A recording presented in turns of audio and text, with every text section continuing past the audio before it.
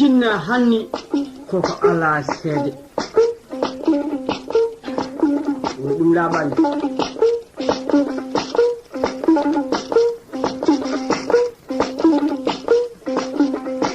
tawde jorngal usata ko keccal tolota ko wonde jeeya diw ngel ngal de jeeya beedal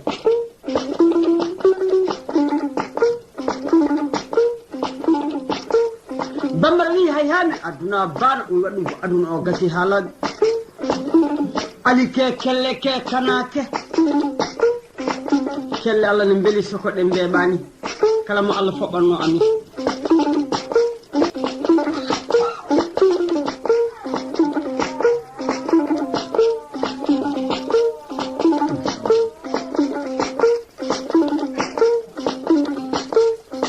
kori kadi giɗaɗe o wi basal moƴƴani awordu bonni fumodu jigaji bonni ñaane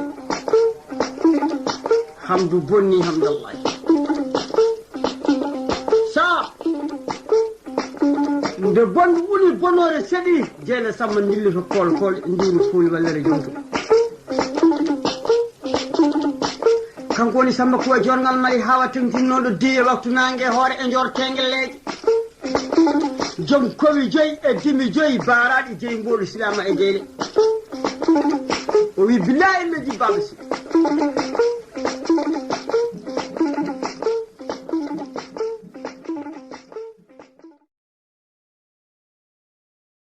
Je me souviens qu'à mon enfance, ma grand-mère me racontait des contes. Voyez-vous, dans les histoires que j'ai écoutées, bien souvent on m'a parlé de choses assez étranges qui faisaient peur aux enfants. Tenez, les choses se passaient ainsi. Chaque soir, après la prière d'Isha, tout le village se réunit pour écouter et dire des histoires. Mais de quoi parle-t-on ? Eh bien, on parlait d'esprits, de djinns, de morts, de magiciens et d'animaux féroces.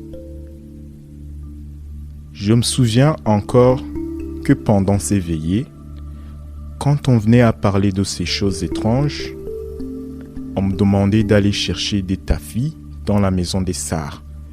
Et dans ma petite tête, je me disais, quoi? Et si un djinn malfaisant se manifestait? Qui me viendrait en aide? Je préférais écouter les histoires près des gens du village. Avec eux, au moins, je n'étais pas seul. Le lendemain matin, je m'empressais de rejoindre mon oncle pour lui demander de me faire oublier ma peur. Et il m'a raconté qu'il existait justement un médicament pour soigner de cette peur. Ce que je vous raconte là sont des choses vécues dans mon enfance. Chaque été,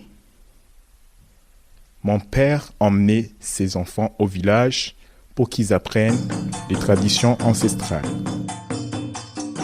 Une fois les vacances achevées, nous repartions chez nous à Dakar.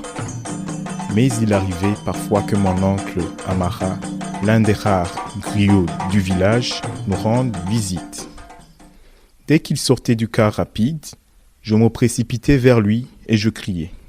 Cao, Cao, et mon médicament contre la peur, ça y est, tu me l'as amené. Et mon oncle m'a dit, fils, la connaissance est le meilleur médicament qui soigne la peur. N'as-tu jamais entendu d'histoire vraie de femmes et d'hommes courageux? Jamais, mon oncle. Au village, les histoires se finissent toujours mal. Rentrons donc à la maison. Si Dieu le veut, je te raconterai la légende d'un prince peul, intrépide et courageux.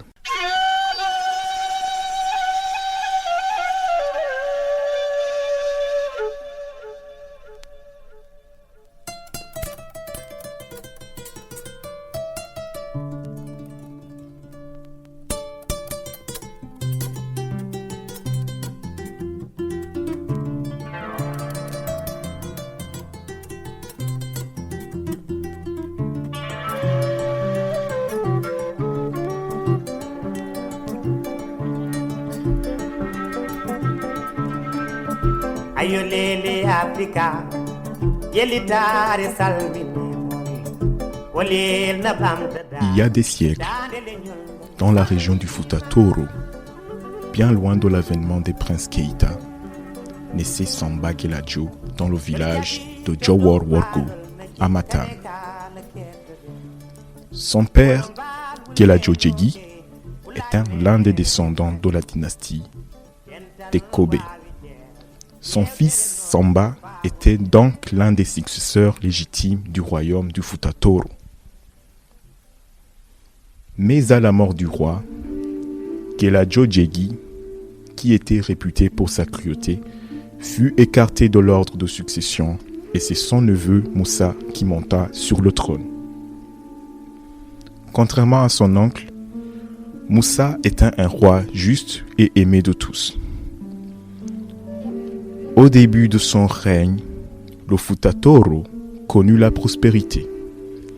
Les enfants jouaient, les hommes et les femmes commerçaient et les griots comptaient. Mais dans le village de Jawor, le prince Samba Geladio, maintenu à l'écart des affaires royales, perdait patience. Qu'avait-il fait pour être relégué au statut de simple sujet pour vivre une telle injustice? Sa fierté et son honneur de Ralpula étaient bafoués. Le trône lui reviendrait de droit, même si la guerre devait avoir lieu.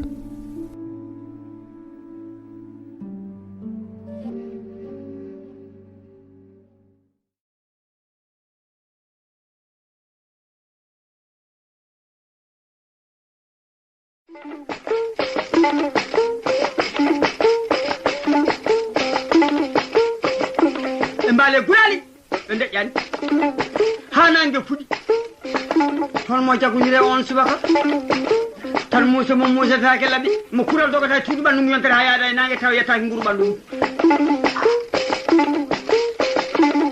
ɓe nangudir gila ma subaka ha tusubar dimangu gauche remti caggal yasaɓe lamotako jogui o fandi sey mala laya toƴimo dande wuli dimangu eggi o larbi piyandi gar kurɗo en mbiyama ko caab ɓe testi hoore nden e nawi o teɓɓi hoore o weddi caggal makko o wimo baba sey oto yaw bonnanami jawe koyen beeli luɓiɗo sakay tafanaɗo ɗum tew dasnaji gaji ñaami o wate saare tengel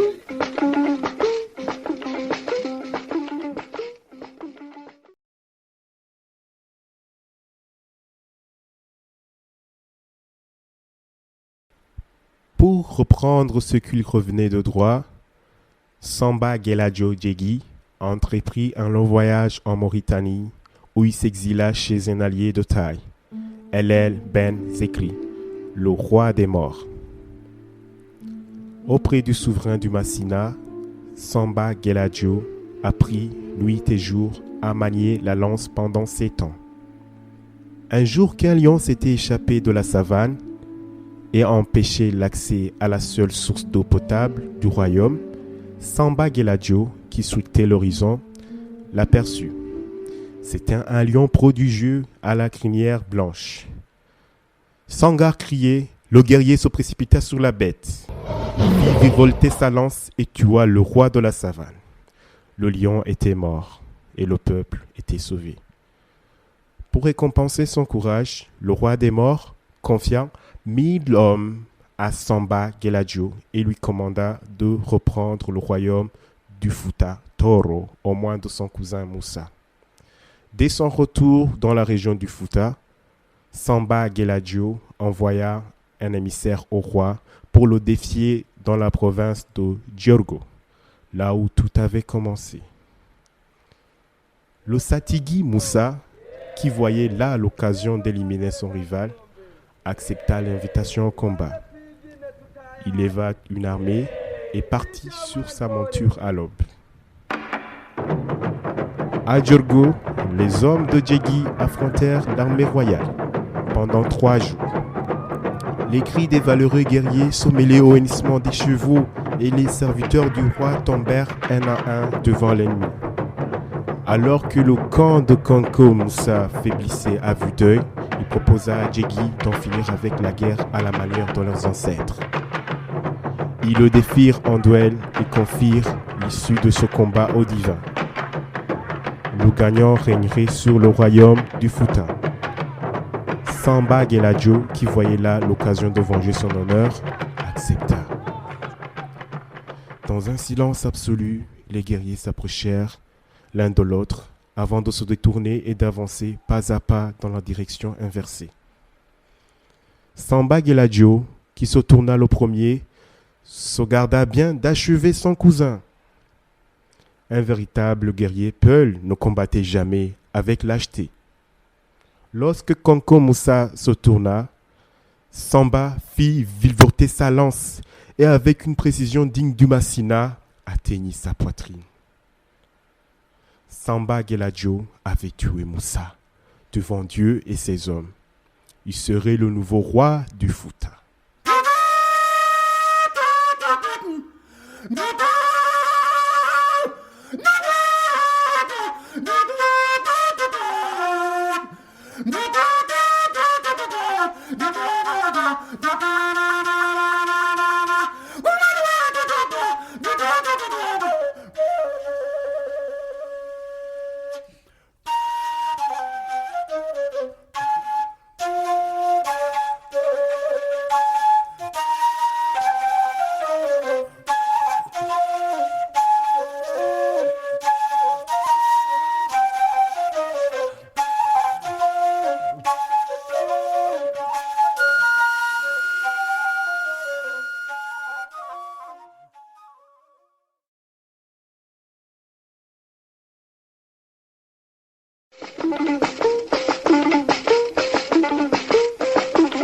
ceerno hokka daha hokka kuɗol daha rokka makka yillaɓe ɗo gombuɗi